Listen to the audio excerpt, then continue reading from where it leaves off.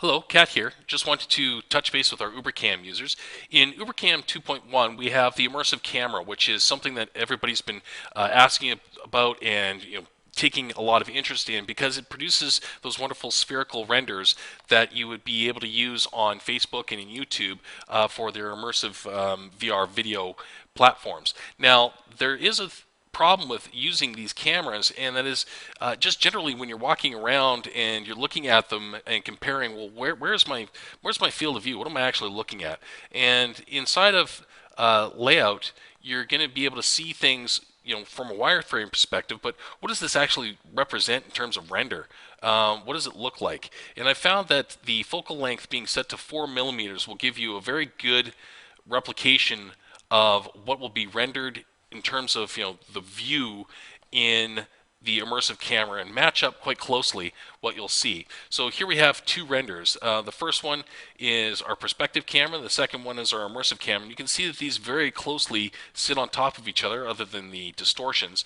And what I'm going to do is I'm just going to demonstrate again what this will look like once you've got something rendered. I've just zoomed in a little bit here. We'll just move my camera to a different spot. You can see that the closer I get, the more distorted it gets because that's the nature of having this type of field of view or focal length. And we'll hit F9.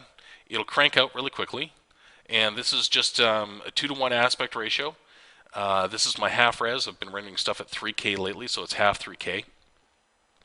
And we'll get a render that will very closely resemble that of an immersive camera render once we get that one cooked off. So let's take a look at this really quickly. Okay, there's our render, 2-to-1 aspect ratio in the image. We've got a very similar kind of look to what's in layout, because this is something that OpenGL and layout works with. Now let's switch to an immersive camera.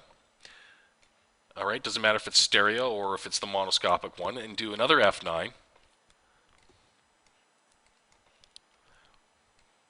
And we'll see that the distortion looks very similar.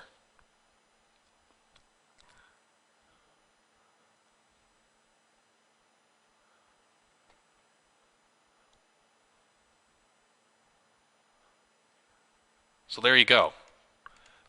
Let's cycle between those two renders. And you can see that we're pretty much in the exact same space. So if you've been having difficulty framing your shots and kind of figuring out where you are, what's actually going to be present, this is a really good trick that you can use. Just set your focal length on your perspective camera to frame your shots and do whatever you need to do so you can get a good look at what things are going to be in terms of framing inside of layout in wireframe or whatever it might be, using that 4 millimeter setting for your perspective camera. And that will match very closely to what is present in the immersive camera render. Now, an interesting thing here, somebody asked me via email no more than 5 minutes ago, and they said, am I going to experience longer render times because we're working with the immersive camera rather than the perspective camera? Well, if you notice there, we have two renders here. They're pretty much the exact same thing in terms of resolution, but you'll notice that one is faster than the other. Which one was faster? Well, the immersive camera one was faster than this one, and the reason being is obviously there's less geometry being exposed through the rays to the camera because of the way that the distortion works. Now, this isn't going to always be the case, but it's a very good sign for anybody that wants to start doing immersive camera renders that your render speeds are not immediately going to go through the roof.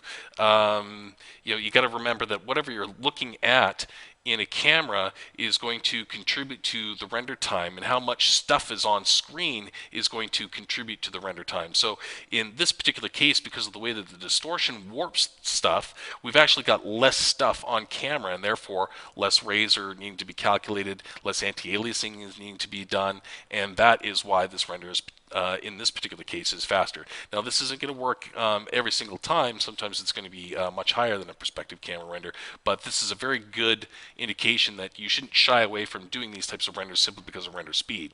So just wanted to share that really quickly with you, and we'll have more of these little videos and tips and tricks on how to use UberCam, these immersive renders, very shortly.